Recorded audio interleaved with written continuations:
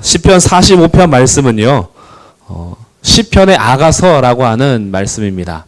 아가서 하면은 특징이 사랑이죠. 사랑. 아름다운 노래. 노래 중에 노래. 바로 이 사랑을 노래하는 것입니다.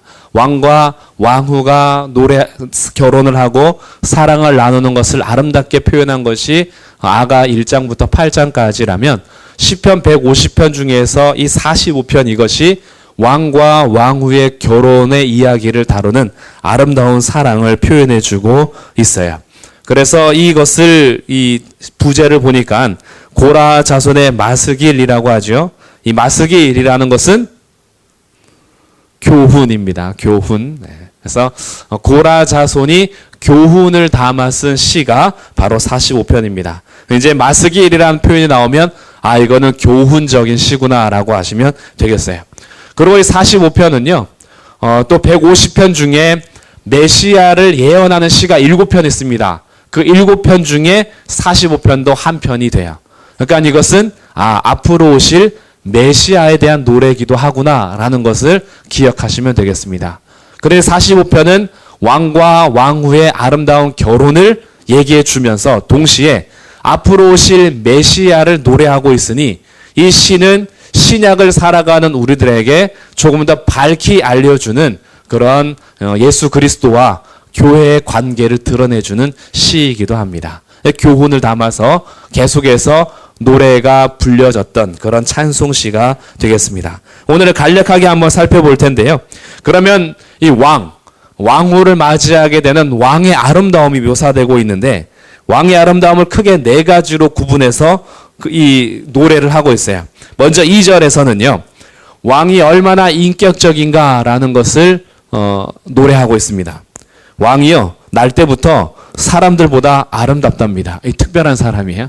사람들보다 아름답게 태어났는데 그의 아름다움은 단순히 외모로만 아름다움이 아니라 그의 속에서부터의 아름다움을 얘기해줘요. 그것이 2절에 은혜를 입술에 머금었다 그래요. 그의 입술에는 은혜가 있어요. 얼굴이 아무리 아름답고 멋져도요. 입에서 나오는 것들이 은혜가 아니면 그 사람 별로 만나고 싶지 않습니다. 그냥 멀리서 외모만 보면서 하고 싶죠. 그냥 참 예쁘게 생겼다. 참 멋지게 생겼다. 라고는 할 줄 몰라도 만나서 대화하거나 식사하고 싶진 않을 거예요. 왜? 입에서 나오는 것들이 다 불평, 불만, 저주, 정죄 이런 것들만 하고 있다면 그 사람하고 앉아서 밥을 먹기가 싫죠. 근데 이 왕은요. 날 때부터 사람보다 아름답긴 아름다운데 단순히 외모적인 아름다움이 아니라 이 속에서부터 나오는 것, 입술에 은혜가 있다라는 거예요. 예수님께서 나중에 말씀하시잖아요. 진짜로 더러운 것은 밖에서 안으로 들어가는 것이 아니라 안에서부터 밖으로 나오는 것이다. 그래서 말에 대해서 얘기해 주시는데 이 말이라는 것은 우리 속에 있는 것을 표현하는 수단이에요. 근데 이 왕에게는 은혜가 나오고 있으니 그의 마음은 은혜로 가득 차 있다는 것을 알게 됩니다. 얼마나 아름다운 왕이겠어요. 이런 인격적으로 아름다움을 노래하고 있고요. 두 번째는 3절부터 5절인데요. 군사적으로 용맹함을 얘기해 주고 있습니다. 단순히 이 왕은요. 인격적으로 은혜만 가지고 있는 왕이 아니라 군사적으로 얼마나 용맹한지 3절에 칼을 허리에 차고 왕의 영화와 위엄을 입으십니다. 그리고 4절 진리와 온의와 공의를 위하여 왕의 위엄을 세우시고 병거에 오르십시오. 5절 왕의 화살은 날카롭습니다. 왕이 가지고 있는 무기들, 왕이 차고 있는 칼, 왕의 위엄이 나타나고 있어요. 그러니까 이 왕은 백성들을 보호할 수 있는 용맹함을 갖추고 있습니다. 어디 가서 입술로 은혜로운 입술로만 연약하게 살아가는 왕이 아니라 자기 백성을 지킬 수 있는 위엄찬 왕. 그러니 자기 신부도 보호할 수 있는 왕이 되겠죠. 세 번째는요.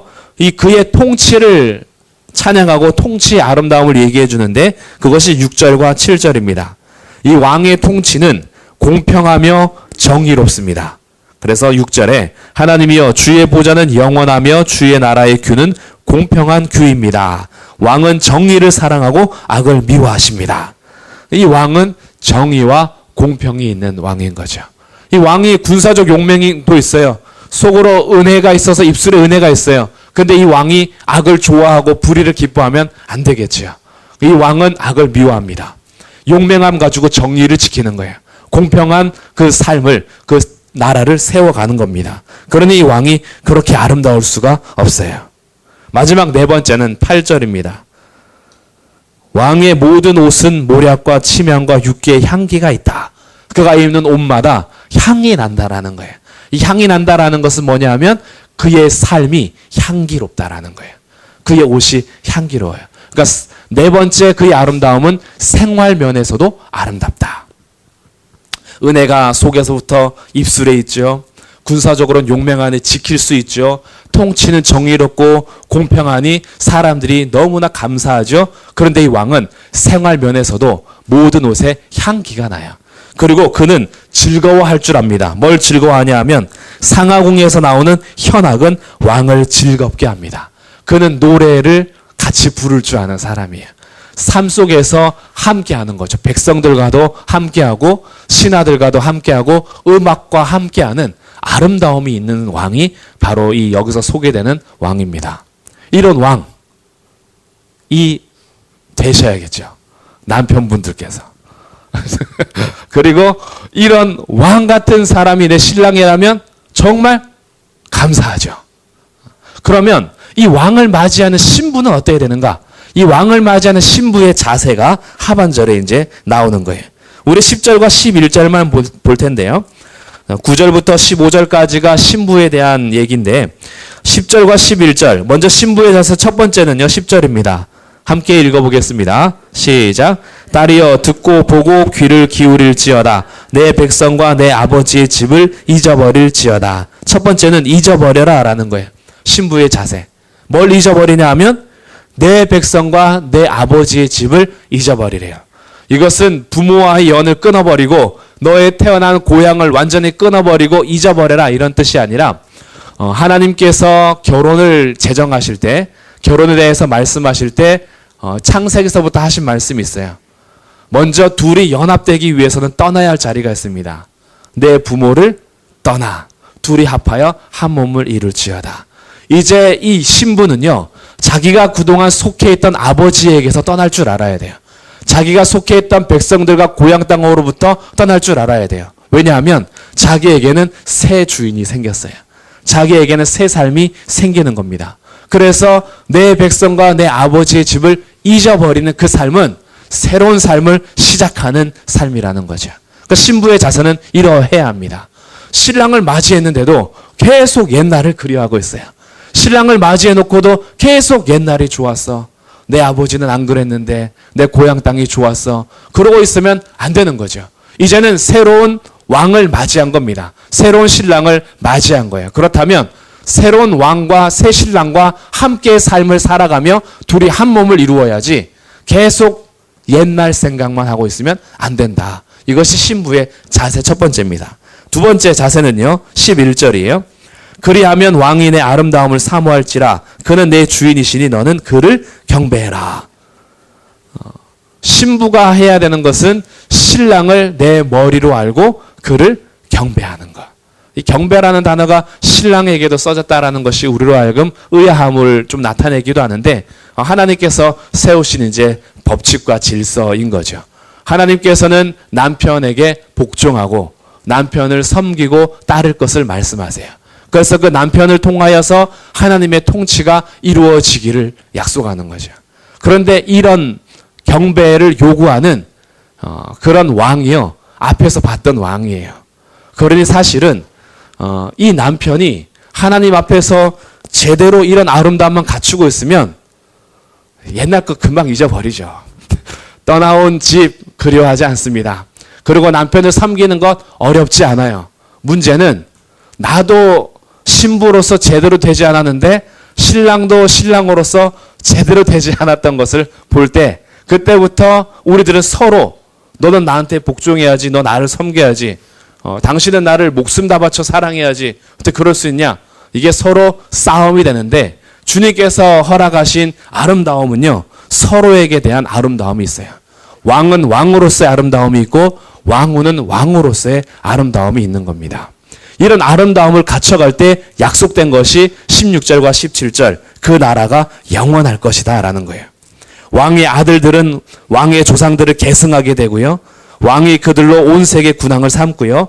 왕의 이름을 만세 기억하게 하리니 그러므로 만민이 왕을 영원히 찬송하게 될 것입니다. 그 나라가 영원합니다. 제가 초반에 말씀드렸듯이 이것이요, 단순히 결혼으로 끝나지 않는다라고 말씀드렸어요. 이것이 결국은 어디로 연결되냐 하면 그리스도와 교회의 관계로 연결이 됩니다. 그래서 우리는 방금 전까지 살짝 실망하고 절망했던 것을 극복해 갈 수 있어요. 왜냐하면 이 땅의 가정은 다 완전하지 않습니다. 그러나 주님께서 완전한 결혼을 우리 가운데 이미 허락하셨어요. 이 아름다운 왕이 바로 우리가 맞이하는 예수 그리스도이십니다. 이것을 히브리서 1장 8절과 9절에서 정확하게 인용해 가거든요. 히브리서에서 천사들의 통치와 예수 그리스도의 통치가 어떻게 차이가 나는지를 설명하기 위해서 시편 45편 6절과 7절을 그대로 인용을 합니다. 우리 예수 그리스도의 통치는 공평하고 정의롭다. 그는 악을 미워하신다. 그는 하나님이 즐거움의 기름을 왕에게 부어 왕의 동료보다 뛰어나게 하신 그 왕이 누구냐 봤더니 바로 보내주신 예수님이다 라고 가르쳐주고 있어요.